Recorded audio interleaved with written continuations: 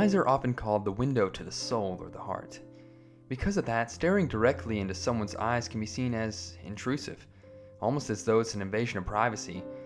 But looking into your lover's eyes can be one of the most intimate experiences as a human. John Cohen, in his Dictionary of Obscure Sorrows, defines the ambiguous intensity of eye contact as opia, and says, "The eye is a keyhole through which the world pours in and the world spills out. And for a few seconds, you can peek through into a vault that contains everything they are." There just seems to be something about a person's eyes that can tell us more about that person that words fail to express.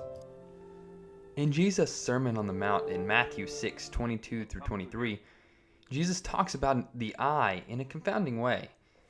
The eye is the lamp of the body. So if your eye is healthy, your whole body will be full of light. But if your eye is unhealthy, your whole body will be full of darkness. If then the light in you is darkness, how great is that darkness? I've always heard this interpreted as, what you see with your eyes will affect how you think and live.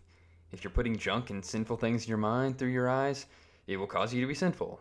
And if your eye is good and takes in good things, you'll be a good person. But if you see bad things, you'll be a bad person. Simple, right? But when you really think about it, this doesn't really make sense in the context. He just finished talking about laying up treasures in heaven, and in verse 24 he talks about whether you will serve God or mammon, that is to say wealth. So if the verses before and after are talking about money, why is he talking about sight and vision here, and what comes into your mind affects how you live? The thing is, he isn't.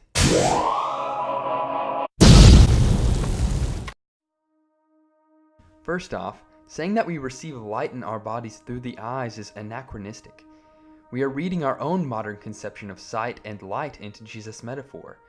While it was theorized by a few Greeks such as Aristotle, it wasn't until the Enlightenment that the intromission theory of the eye became popular. The intromission theory is what is commonly believed today. We perceive light through the eyes from the photons coming from the light source and bouncing off of objects. What was more popularly believed in antiquity was the extramission theory of sight, which was advocated by Plato, the Stoics, and the Pythagoreans. Dale Allison, in his article on Matthew 6:22 and 23, published in the Journal of New Testament Studies, says, "In discussing the creation of the human body by the gods, Plato speaks of the light-bearing eyes, and he asserts that within the human eye there is a type of fire, a fire which does not burn but is, as Bury translates, mild. When we see this fire, which is both pure and within us, flows through the eyes and out into the world where it meets the light of day. Now since like is attracted to like, the light of the eyes coalesces with the light of day, forming one stream of substance. And then, to quote Plato, this substance, having all become similar in its properties because of its similar nature, distributes the motions of every object it touches, or whereby it is touched, throughout all the body, even unto the soul, and brings about the sensation which we term seeing." This pretty much means that there's a light within us that when it meets another source of light, it causes us to see, and it is through our eyes that our inner light radiates out. You might be like, well, what about blind people? When light meets their eyes, they don't see anything. Correct, because they are thought to have a darkness stifling out the light, and that causes them to only see darkness. Or their eye is unhealthy and unable to cast out the inner light. It is unlikely that Jesus and many other Jews in Palestine read Plato, but there are Jewish sources that also seem to convey the extramission theory. For example, the pseudepigraphal book of 1 Enoch 106 and verse 2 talks about the birth of Noah. "And when the child was born, his body was whiter than snow and redder than a rose. His hair was all white and like white wool and curly. Glorious was his face. When he opened his eyes, the house shone like the sun." Revelation 1:14. "His head and his hair were white as white wool, white as snow. His eyes were like a flame of fire."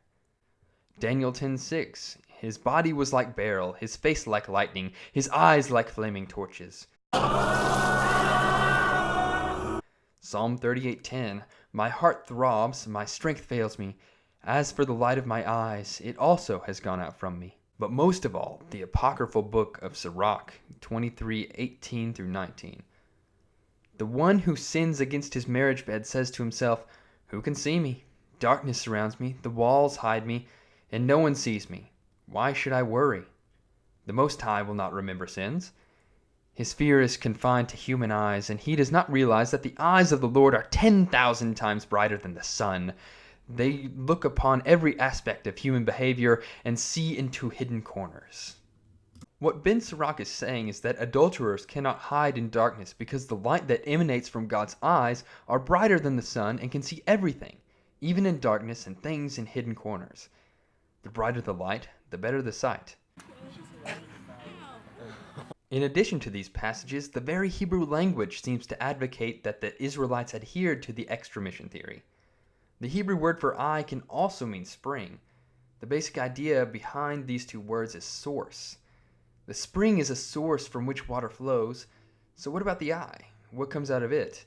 Well, to them, the eye was a source of light emanating from your body. Even after noting this different concept of vision, Jesus' phrase still doesn't make sense. What sort of ethical teaching are we supposed to draw out of this metaphor about light and vision? Actually, it isn't so much a metaphor as it is a double entendre.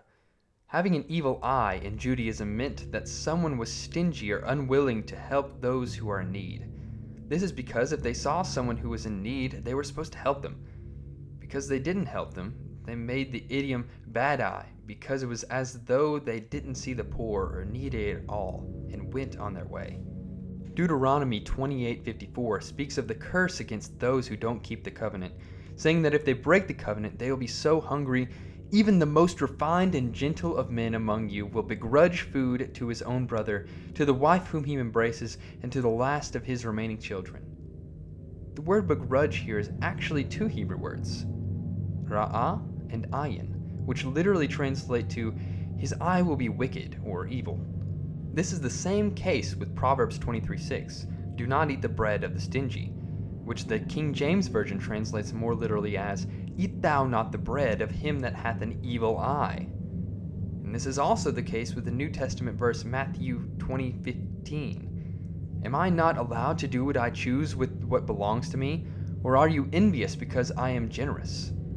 The latter part is translated in the King James Version as, is thine eye evil because I am good? So, what does Jesus mean in Matthew 6:22-23? What Jesus means isn't so much that our eye affects your spiritual state. Rather, it is about how the eye indicates a spiritual state. If you have an evil or unhealthy eye and you don't help those who are in need with your money, then that indicates that you are full of darkness, just as though you were physically blind. If you have a good, healthy eye and you help others out, this indicates that your eyes are spiritually healthy as well as physically healthy. What Jesus is doing here is asking us to evaluate our lives. Am I a person who gives to the needy? How am I spending my money? Once we answer these questions, we automatically know the answer to how spiritually healthy we are. So if you have not given to the poor lately, or you have just given the leftovers when your church takes up a collection, then you might need to get your eyes checked.